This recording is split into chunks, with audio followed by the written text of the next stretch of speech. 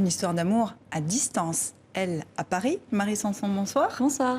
Et lui à Montréal, Benoît Roberge, bonjour à vous. Ravi de vous réunir tous les deux dans 64 minutes.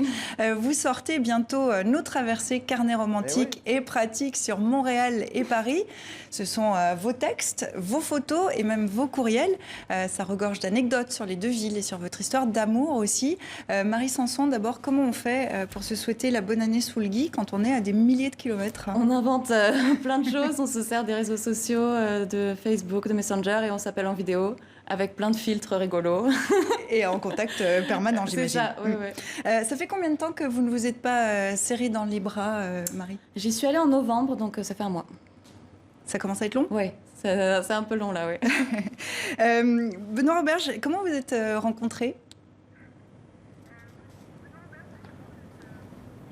Je me sens comme un correspondant à l'étranger, mais dans ma propre ville. Donc, bonne année à tous. Comment on s'est rencontrés à Paris? En Normandie, une première fois. Le père de Marie a un hôtel là-bas et on s'est rencontrés là dans une série que je tournais pour le Québec qui s'appelle Benoît à la plage. Et l'amour s'est concrétisé lors d'une autre série télé, Vive les séries télé, Benoît à Paris en 2016. Donc, ça fait 4 ans. Alors, Benoît, on ne drague pas et on ne séduit pas de la même façon en France qu'au Québec. Comment vous y êtes pris? Ça, c'est vrai, hein? Ici, chez nous, les gars sont assez... sont plus tranquilles. Ils prennent pas tant que ça les devants. Je sais que le séducteur français... Moi, je pense que j'ai joué la carte de l'honnêteté, le Québécois, le résistant du Nord avec ses caribous, faire un peu rêver. Et quand Marie est venue à Montréal, c'est l'idée du livre, c'est de séduire celle qu'on aime en lui montrant le meilleur. Et dans ce livre-là, on retrouve beaucoup, justement, de... Mais les deux personnes veulent plaire à l'autre et c'est un beau condensé du meilleur. Et un premier baiser à Paris.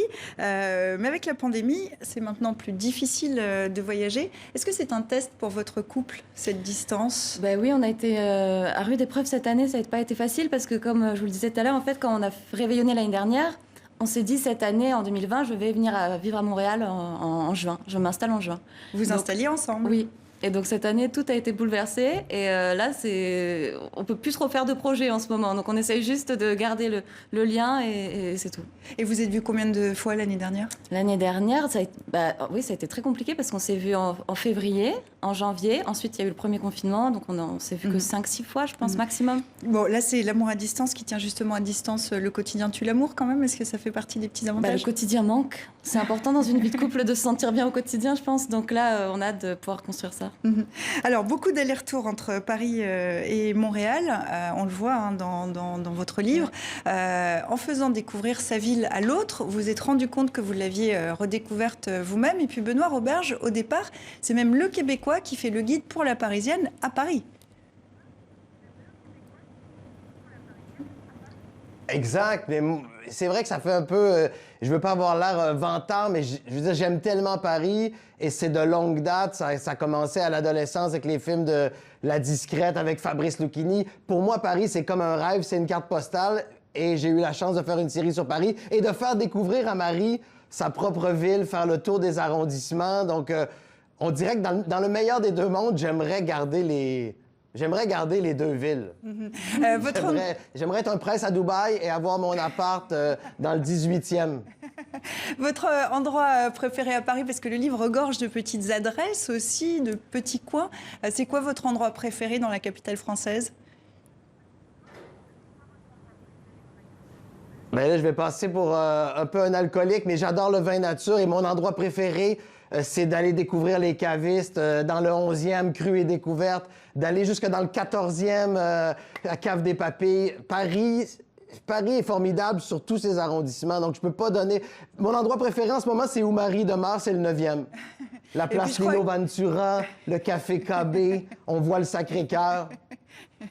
Et puis je crois que vous avez un goût pour les cavistes et pour les pharmacies aussi.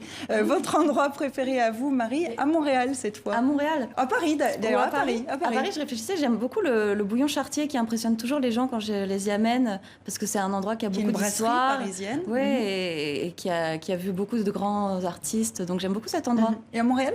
À Montréal, j'aime beaucoup le parc le grand parc avec le lac au Castor. Je ne sais plus comment il s'appelle, Benoît, ce parc. Comment il s'appelle, Benoît, alors? Et quel est votre endroit, vous, préféré aussi? Est-ce que c'est le même? Ouais, non, mais je pense que Marie... Non, mais... Ben, Marie aime les deux, mais elle aime beaucoup le parc La Fontaine, qui est très près de chez moi. C'est le poumon avec le Mont-Royal, c'est le poumon de Montréal. Et vous, votre endroit préféré?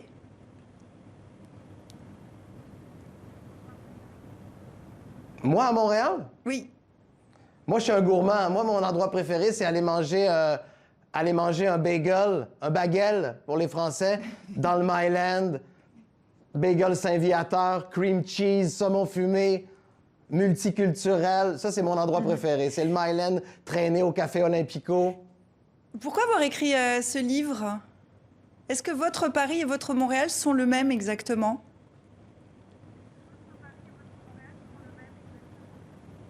Est-ce que... Non, je pense pas. Je pense que le livre, c'est un cri d'amour, mais un cri de détresse aussi d'être à distance. Et tu vois, je suis en train de le relire parce que je me dis que j'avais pas bien lu tout ce que Marie avait écrit. Donc, pour moi, ça me fait du bien. Donc, quand je suis loin de Marie, je me sens comme Mike Horn au bout du monde. Tu vois? On dit que les Français et les Québécois sont des cousins. Vous confirmez? Oui, on a beaucoup de similitudes dans nos... Ouais, il y a beaucoup de points communs et en même temps, on est très différents.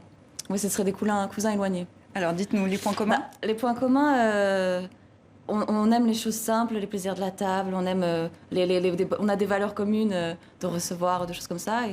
Et en même temps, on est très différents parce qu'ils ont une façon, un mindset, ils ont une façon de penser beaucoup plus optimiste et beaucoup plus... je sais pas, on est... ouais. Vous êtes d'accord avec ça, Benoît? Vous arrivez à la même conclusion? Ouais, moi, je suis très sensible sur ce sujet-là parce que je trouve vraiment qu'on est des cousins. Je dis pas ça pour être flagornant, mais l'amour que je reçois en France, quand on entend mon accent, quand on m'entend parler, même si parfois on me taquine, même si parfois le premier contact est difficile, je sens beaucoup d'amour et beaucoup d'accueil. Et ça, c'est rassurant de sentir qu'on a comme l'extension de notre cour arrière et la France nous appartient un peu, tu sais, on se sent chez nous. Mais il y a des différences culturelles quand même qui sont notables, lesquelles? Bien, je vais encore répéter la même chose, là, Marie, ça va la faire rigoler, là, elle en a marre, mais le fameux « il faut dire bonjour en France », et si on dit pas bonjour, on peut pas avoir de discussion, et ça me fait rire, je l'ai appris, ça paraît simple, mais pas de bonjour, pas de discussion, tandis qu'au Québec, on peut entrer tout de suite dans une boutique et se lancer dans le vif du sujet. Quoi d'autre? Je crois que parce que dans votre livre, il y en a d'autres quand même qui ressortent. Ah ouais? Oh, tu vois, moi, j'ai mes lunettes roses en ce moment et je me dis, tu sais, je vois plutôt des similitudes d'art de vivre, de joute verbale, d'envie de communiquer, mais c'est peut-être moi dans ma nostalgie du 1er janvier. Marie peut peut-être m'aider à ce niveau-là. Marie? Des similitudes, oui. Bah, c'est vrai que c'est marrant ce que disait Benoît sur le fait de la politesse. En France, on est très protocolaire. Eux, pas du tout. Ils sont vraiment à l'américaine, comme ça. Ensuite, non, là, comme ça, je vois pas d'autre chose. Il y en a plein, pourtant. L'amour rend aveugle, hein, peut-être. Ça doit être ça. Quels sont les projets pour 2021, puisqu'on entame cette année? Vous deviez vous mettre en ménage ensemble. Oui. Qu'est-ce qui va se passer pour vous maintenant? Eh bien, on est dépendant du système, de ce qui se passe dans le monde. Donc, on attend. Peut-être que ça va être possible... que les frontières vont ouvrir pour les Canadiens, peut-être que je vais pouvoir y aller. On est dans l'attente. Question pour terminer, Benoît, pour vous, d'un mot, Paris ou Montréal?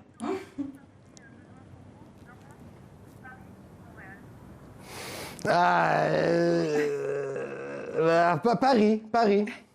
Marie? Paris. Paris aussi. Bon, bah, je crois que vous allez, vous installer ensemble à Paris. C'est tout le pire qu'on vous souhaite pour cette année. On change les plans. Nos traversées carnet romantique et pratique sur Montréal et Paris. Marie Sanson, Benoît Roberge.